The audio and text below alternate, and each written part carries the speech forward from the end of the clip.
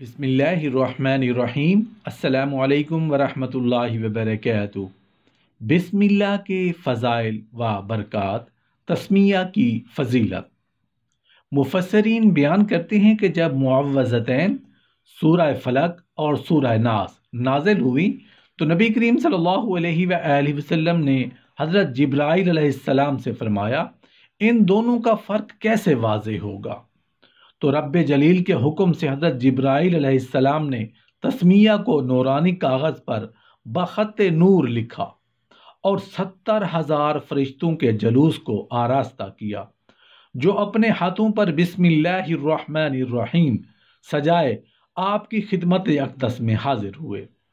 فرشتے ترقوا ترقوا، مبارک ہو، بشارت ہو، بشارت ہو کے نعرے لگا رہے تھے۔ حضرت جبرائیل علیہ السلام عرض گزار تھے، یا رسول اللہ صلی اللہ علیہ وآلہ وسلم، آپ کو اور آپ کی امتیوں کو مبارک ہو، کیونکہ اللہ تعالیٰ فرما رہا ہے، میں نے تسمیہ کو آپ کے علاوہ کسی بھی نبی پر اس شان سے نازل نہیں فرمایا۔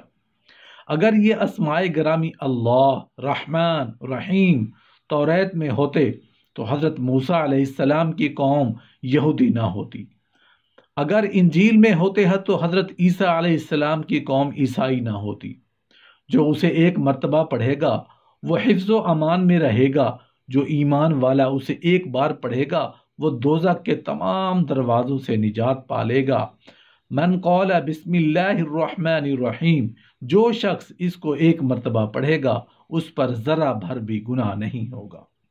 نیز فرمایا، جب ایماندار بندہ بسم اللہ الرحمن الرحیم کہتا ہے تو شیطان ایسا پگھلتا ہے جیسے لوہا آگ میں۔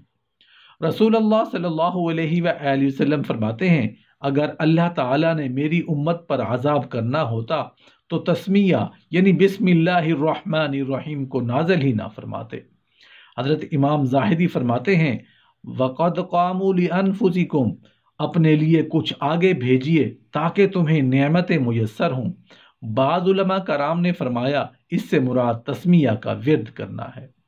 حضرت ابو ہریرہ رضی اللہ عنہ سے مروی ہے کہ رسول کریم صلی اللہ علیہ وآلہ وسلم نے فرمایا، جو ایماندار اپنی بیوی یا کنیز سے صحبت کے وقت تسمیہ پڑھے گا، اس کو اللہ تعالیٰ آب غسل کے ایک ایک قطرہ پر 10 نیکیاں عطا فرمائے گا، اور پھر اس کے مقدر میں اگر اولاد ہوگی تو قیامت تک ہونے والی اولاد میں ہر ایک کو 10 نیکیاں عطا فرمائے گا۔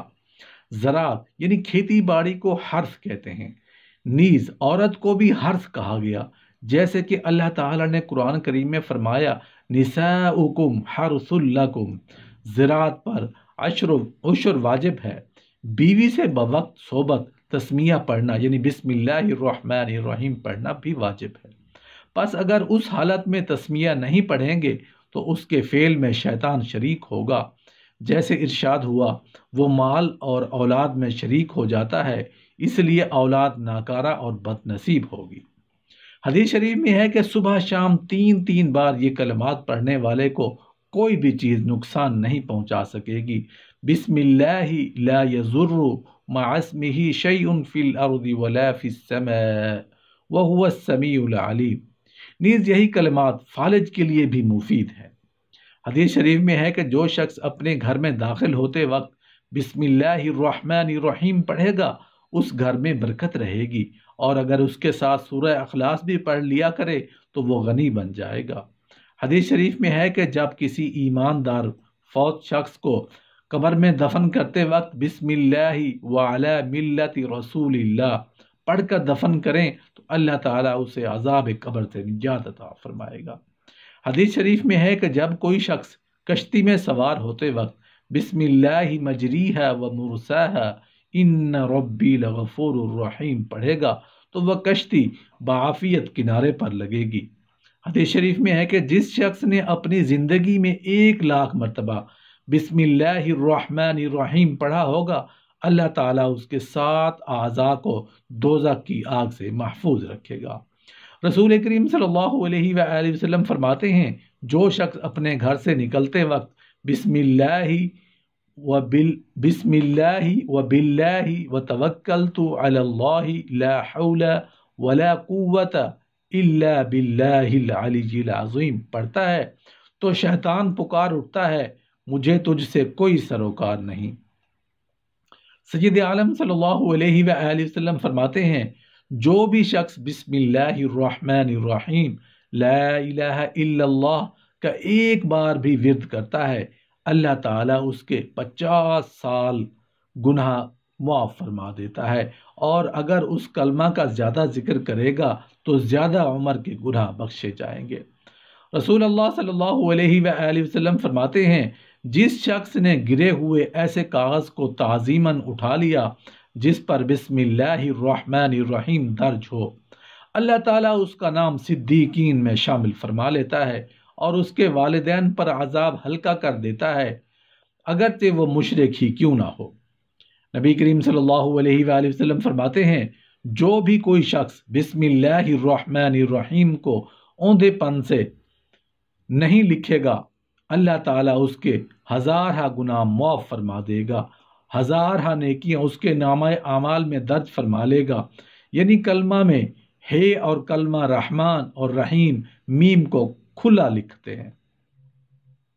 مثلا بسم اللہ الرحمن الرحیم ہے اس انداز میں لکھنے والے کو اللہ تعالیٰ جنت میں 1000 مدارج عطا فرمائے گا۔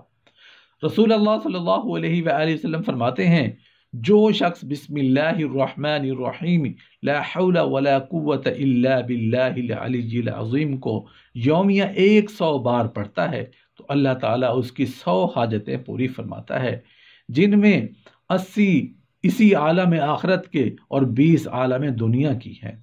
کہتے ہیں کہ جو بھی چیز بسم اللہ الرحمن الرحیم پڑھے بغیر کھائی جائے وہ پیٹ میں اٹکی رہتی ہے، یعنی وہ فائدہ نہیں پہنچاتی۔ نیز فرماتے ہیں کہ قرآن کریم میں کلمہ اللہ 1562 بار آیا ہے۔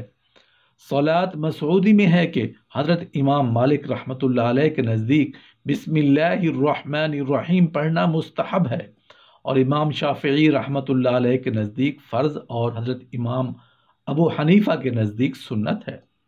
تفسیر حضرت امام زہدی رحمۃ اللہ علیہ میں ہے کہ علماء کرام اس بات پر اتفاق کرتے ہیں کہ بسم اللہ الرحمن الرحیم قرآن کریم کی آیت ہے اور اسے سورتوں کے درمیان فرق کو واضح کرنے کے لیے نازل فرمایا گیا ہے۔ حضرت علی کرم اللہ وجہہ فرماتے ہیں کہ بسم اللہ الرحمن الرحیم تمام مشکلات کا حل اور جملہ کاموں کو پایہ تکمیل تک پہنچانے کا واحد ذریعہ ہے، اس کا وظیفہ پریشانیوں کا علاج ہے اور اس سے دل روشن ہوتے ہیں۔ اللہ پاک عمل کرنے کی توفیق عطا فرمائے۔